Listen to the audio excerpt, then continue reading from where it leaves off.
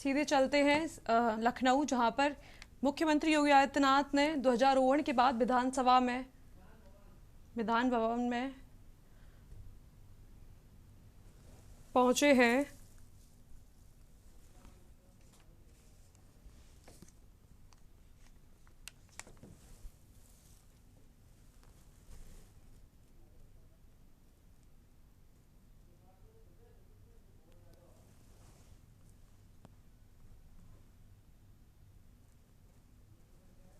विधान भवन से आपको ये तस्वीरें दिखा रहे हैं।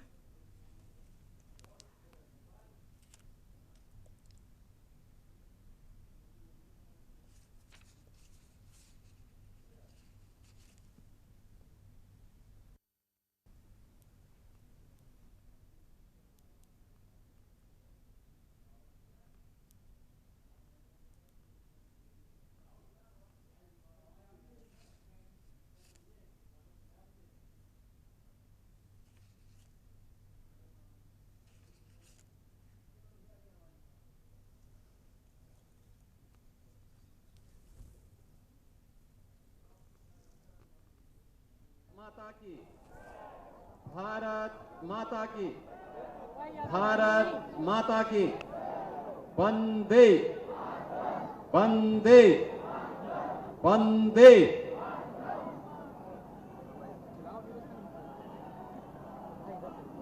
स्वाधीनता दिवस के आज के समारोह में उत्तर प्रदेश विधान परिषद के माननीय सभापति कुंवर मानवेंद्र प्रताप सिंह जी,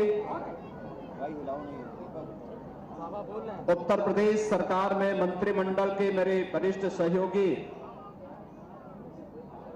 उप मुख्यमंत्री श्री केशव प्रसाद मौर्य जी, उप मुख्यमंत्री श्री ब्रजेश पाठक जी, लखनऊ की महापौर श्रीमती सुषमा खड़गवाल जी, राज्यसभा के माननीय सदस्य श्री ब्रजलाल जी, समारोह में उपस्थित हमारे सभी माननीय जनप्रतिनिधिगण,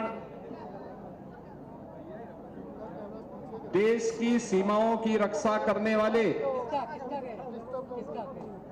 वीर जवानों से के परिजनों से जुड़े हुए सभी सम्मानित सदस्यगण, पूर्व सैनिकगण, सम्मानित सभी विशिष्ट जन और उपस्थित बहनों और भाइयों, आज पूरा देश अपनी स्वतंत्रता के 78 वर्ष पूरा कर रहा है। इस अवसर पर पूरे प्रदेशवासियों को देश की स्वतंत्रता दिवस की मैं हृदय से बधाई देता हूं। बहनों और भाइयों, देश की स्वतंत्रता अनगिनत त्याग और बलिदान का परिणाम है। स्वाधीनता हम सबसे त्याग और बलिदान मांगती है। एक लंबे समय तक देश के अंदर चली स्वाधीनता की ये लड़ाई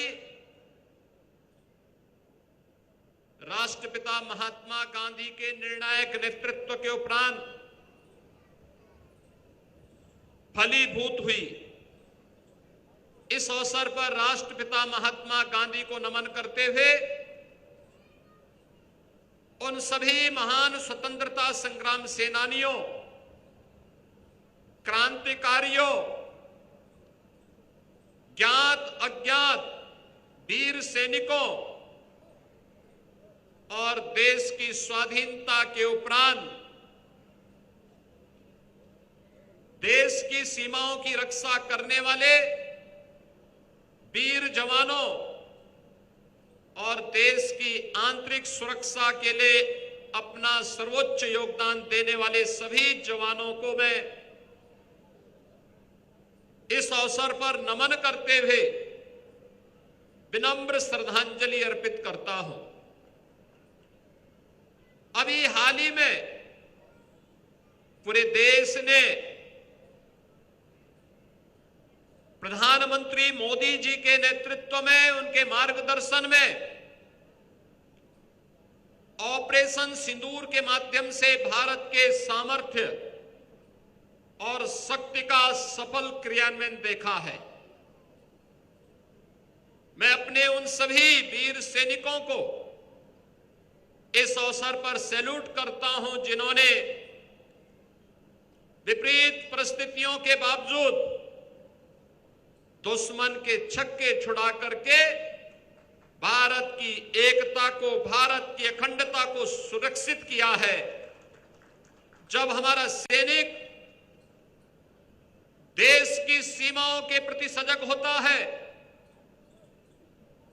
अपना सर्वोच्च योगदान देता है, तब हम चैन की नींद सो पाते हैं। तब ये देश विकास के उन सुनहरे सपनों को देख पाता है जिन पर एक सुदृढ़ भारत का निर्माण आज हो रहा है। आपने पिछले 78 वर्षों की इस यात्रा को देखा है, अनुभव किया है। देश के राष्ट्रीय पर्वों के माध्यम से इस गाथा को सुना है, अनुभव किया है।